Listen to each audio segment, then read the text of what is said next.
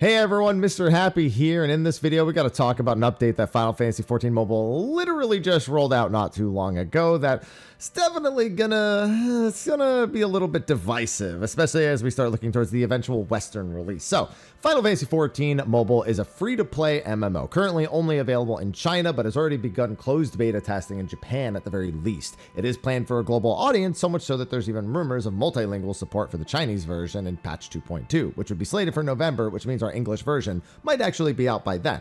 But being a free-to-play MMO comes with a handful of problems. While they could just go with a bunch of pay-to-win, paywall stuff, they actually didn't do that. There's very little in terms of pay-to-progress, and it's mostly pay-to-convenience. More inventory spaces, cosmetics, things like that. Even like the monthly pass is like a little bit more EXP, which is hardly relevant, honestly, having leveled the second job or in the process of leveling a second job. Then it gives you like more market board space and stuff, but everything was mostly okay with a couple of questionable things, some of which they already changed when it actually released.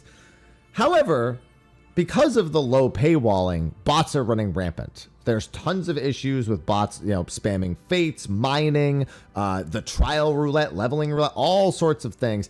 And then with free access to the market board, or most of free access because they can just make a ton of accounts, they're able to actually farm up the gil and then sell it. They're very, very easy. They tried banning them. They tried making some changes to fates. But they made one more set of changes recently, and this is one of those sets of changes where you understand the reason, but it's still not super great. So here we have on the Final Fantasy XIV mobile Discord, we have some patch notes for the July 11th update, which, by the way, after I record this, I know they're doing a live stream explaining this further, so we might have a follow-up video. Dear adventurers, in order to provide a better gaming experience, we completed a maintenance-free update on July 11th. If you encounter any issues or have suggestions in the game, you are welcome to provide feedback on our official channels. We will promptly collect and address it to our official channels. Lead Planner Tiger will be live on our official Billy channel at 8 p.m. Tonight, July 11th, to communicate face-to-face with all adventurers. He'll explain our strategy for combating scripting, and we'll focus on answering questions that everyone has recently raised. We welcome all adventurers to join us. So, first, to address the impact of black market activities on the game's economy, meaning RMT, after the July 11th update, we will be disabling all trade functions. No market board, no face-to-face trading, and no free company chest usage for all players.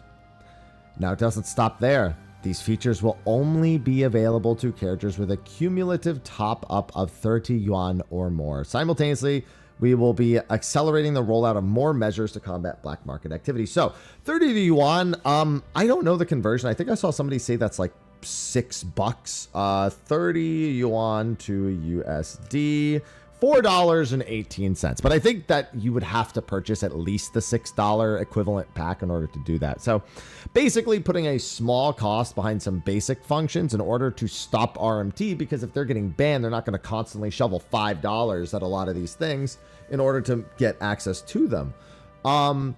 However, free to play for most people means free to play. So let's start with the obvious. Western players cannot buy anything without a Chinese ID, so Western players are effectively locked out of all these features. Honestly, I buy food off the market board. That's probably the worst part. I can't buy food. I can't buy pots. So going into PF is kind of griefing unless I'm going with other Western players. The DPS checks aren't severe. We haven't been using pots, and we've been beating the fights with plenty of time. Face-to-face trading, same deal. Free company chest usage. That particularly sucks for the people in the 14 Mobile FC who did actually manage to get one. That's all bad.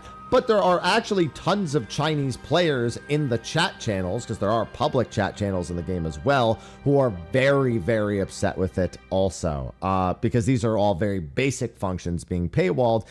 I guess these things being paywalled is one thing. If they were maybe offering like other things to pay money for, or just, I don't know, like something like maybe pay for power wouldn't even be as unpopular in that audience as paying for basic functionality. But this has been met with mostly negative response.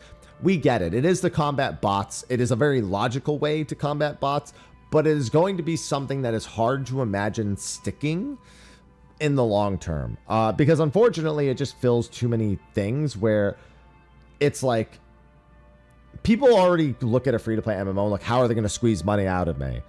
And very basic functionality is a quick way for people to go like, nope. So like if this happens in the West, for example, it's going to get beat with a stick, like super hard. So they need to figure something else out, and maybe this is something only temporary, because it's unlikely that players will you know, accept that over here in the West. Especially they're not even accepting in China. I think most players will accept that this is the plan to actually stop it. My hair is still getting in my way even after all this time. To reduce the profits of black market accounts, this update will lower the gil rewards obtained from completing main scenario quests. Bots were trying to power through the MSQ and then sell gil. That's actually something that used to happen in retail Final Fantasy XIV as well. We did used to have this problem a lot more. Sometimes it still happens, but it's definitely not as common as it used to be. In the future, gil rewards will be added to other in-depth high-activity gameplay. So just saying actually doing things at level 50, content, you know, engaging with the game systems will be more lucrative than the MSQ, which, you know, okay. The daily reward for the monthly subscription card will be increased by 20,000 gil. For players who have already claimed their monthly card rewards before the update, you will receive compensation of 20,000 gil multiplied by the number of days you've claimed reward via the in-game mail. So yeah, the monthly subscription gives you gil per day on top of giving you like an EXP boost and a couple of other things. The gil probably the strongest bit here. And again, not a good look, because just handing gil to people who are paying the monthly subscription. Listen, again, it makes logical sense. And I actually have been able to make decent gil in game. I have a few 100,000 gil. I don't really need gil for anything other than food and pots at this point. And again, pots barely even. It just makes the fights go a little bit faster. I've just been eating food, and I don't think that's a problem. But now I can't buy the food anyway, so even getting the gil is kind of pointless for me, because I can't spend it at anything other than the vendors at this point. But yeah, so then, of course, more gil behind the payment. Fix an issue where mining was yielding abnormal materials. Not sure what's going on there. And fix an issue with the steadfast status effect remaining when it should not. Not sure about all that. So they are going to do a live stream talking about this stuff, and they are going to be looking to combat scripting and botting. But these are the problems that come with a free-to-play MMO. While Final Fantasy XIV Mobile, in terms of its technicality, is actually pretty impressive. Having played it a bit, while it definitely doesn't give me that spark, it's still really cool to see what they've pulled off, and I'm excited to play it when it comes to global. But things like this are things that you can expect to happen when you have a free-to-play MMO, where it's very, very difficult to keep up with the amount of accounts being made and the access those accounts have to basic game features. Do you paywall them? Do you force them to unlock? I think there are other ways around this that do not involve requiring money. I think locking the market board behind a certain number of days since the account was made is one way of doing it, which sucks for players early on, but at least it's not a paid way of stopping people from doing it. And bot activities are usually spottable well before the account is made. The difference is they would probably make the accounts, then wait the number of days, then go, and they would just make like infinite accounts every day, and then every day you actually do the bans. They just have new accounts come out the next day. So there's definitely problems that come with it. Like the problem is, for every solution there's a way around it. That, again, if it doesn't involve money, then these companies that run these bots, that run the RMT, they have the resources to just go. Like, it's a matter of, is it worth their time? And right now it's brand new, so yes, it is. So very curious to see how that live stream is going to go. I'm hoping to catch some news from this Discord as well to share with you all, but I'll keep a close eye on it, because this, again, is going to be very, very impactful to what will happen when the game comes to the West, and what ideas they'll try to enforce when the game comes to the West. The Chinese players have been putting a very good foot forward. They've actually had very similar mindsets in terms of their feedback as Western players. So there's a lot of camaraderie with what we all want from this. So hope that live stream goes well. Hope we get a lot of good information and good insights out of it. But for now, that's not looking too great. It's not looking too great. I'll still be playing a bit, but you know, no market board's going to be tough. But anyway, that's going to be a wrap for this video. Thanks for watching. Let me know what you think in the comment section of the video below, and I will see you in the next one. Until then, take care.